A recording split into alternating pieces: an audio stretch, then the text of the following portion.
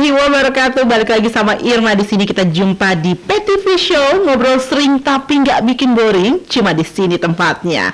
Nah, kita kali ini mau ngobrolin tentang makanan. Kenapa? Ada apa dengan makanan? Makanan itu jadi satu ide bisnis yang sekarang banyak banget orang kerjakan gitu ya. Dan memang sih kalau bicara tentang makanan, kita tahu bahwa makanan tuh nggak pernah ada habisnya. Ya nggak? Bayangin aja kalau kita mau ketemu sama temen lama misalnya, mau ngobrol-ngobrol pasti cari tempat makan.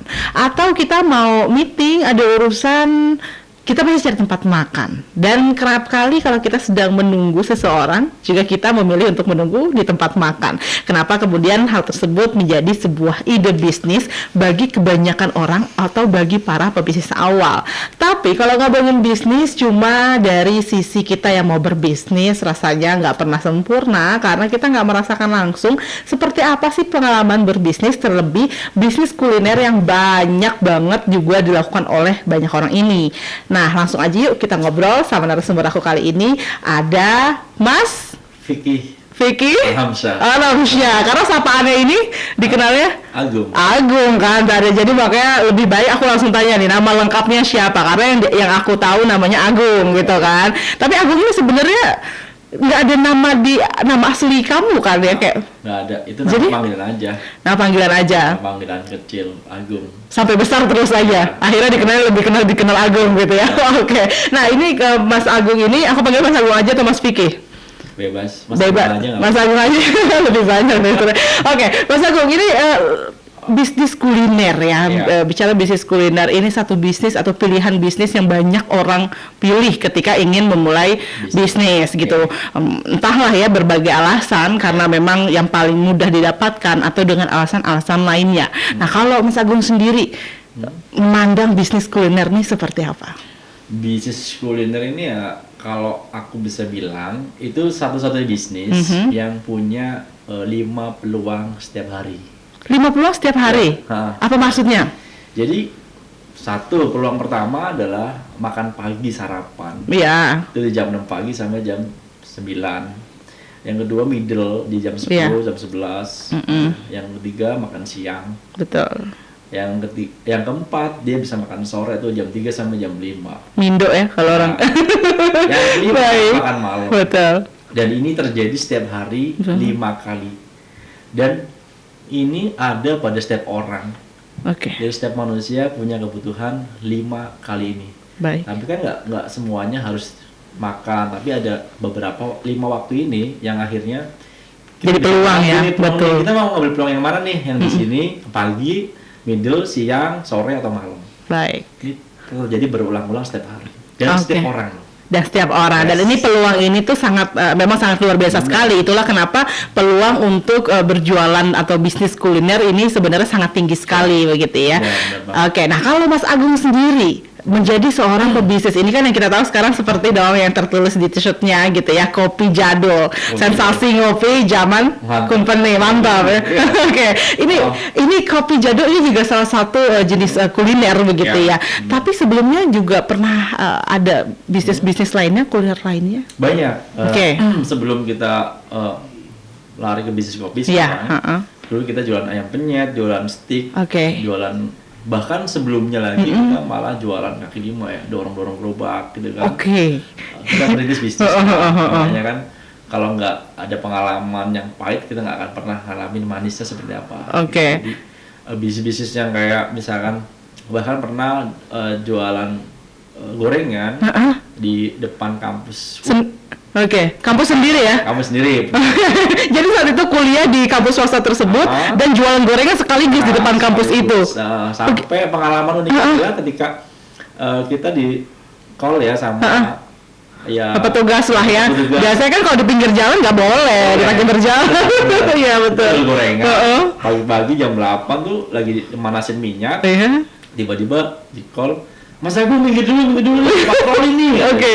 Oh, Pak, ini minyak masih panas nih, gimana? Cepetan. Akhirnya kita dorong kan, minyaknya tumpah-tumpah lah, tetap masuk ke gang, dia lewat, baru keluar lagi. ada ya masa-masa itu gitu ya. Itu 2010 lah.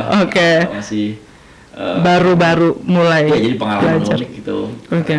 Gitu sih. Jadi sekarang kita udah mainnya sekarang di bisnis kopi nih. Bisnis kopi begitu ya. Tapi nih insya Allah ini baru mulai untuk bisnis kopi lagi begitu ya. Dan pemirsa juga pasti tahu dong kalau kopi di era sekarang banyak sekali peminatnya gitu. Lantas apa yang membedakan kopi jadul ini dengan kopi-kopi di era saat ini? Ya, kita tentu pede banget ya dengan nama kopi jadul ini.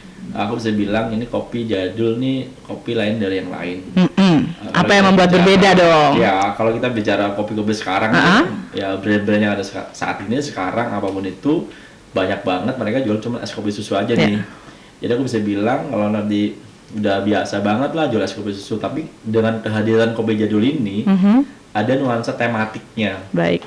Jadi kita punya restoran atau rumah makan atau kedai lah ya jadul ini dengan konsep yang katakan zaman dulu banget, jadi kayak zaman company, zaman Belanda gitu kan. Nah ini sangat unik ketika buat orang-orang tua, dia akan nostalgia dengan makanan zaman dulunya, dengan piring-piring sengnya. Betul. Tapi untuk anak-anak muda itu juga nggak kalah asik karena mereka jadi edukasi nih, belajar oh ternyata zaman dulu orang tua kita makan pakai ini, pakai ini.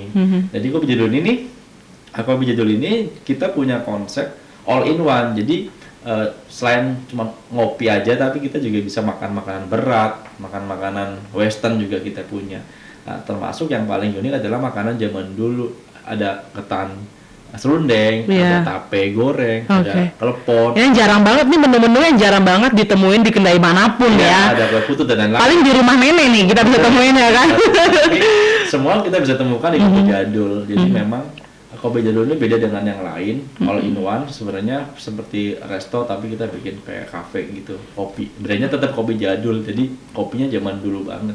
Oke. Nah, Mas Agung, sebelum kita lebih lanjut lagi ke kopi jadul ini dengan konsep yang tematik dan lain sebagainya, sebenarnya apa sih alasan terbesar Mas Agung sendiri memilih bisnis kuliner? Tadi kalau dikatakan sudah dari ada nih cerita-cerita unik gitu ya, yang tidak terlupakan, diusir dari lapak dan lain sebagainya. Dan itu kan bisnisnya kuliner, artinya sudah lama. Sejak tahun berapa sebenarnya dan kenapa memilih kuliner? Jadi gini, kita ada bisnis sate kambing juga. Baik. Itu bisnis keluarga. Oke. Jadi dari awalnya keluarga memang juga sudah ada bisnis kuliner ya. Sate Karyo di Brebes. Baik.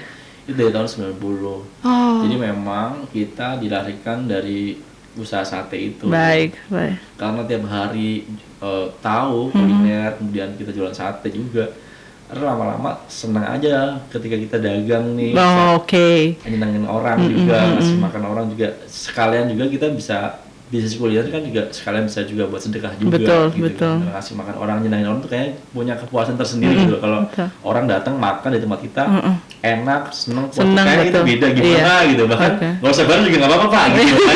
Karena awalnya udah seneng ya. Oke.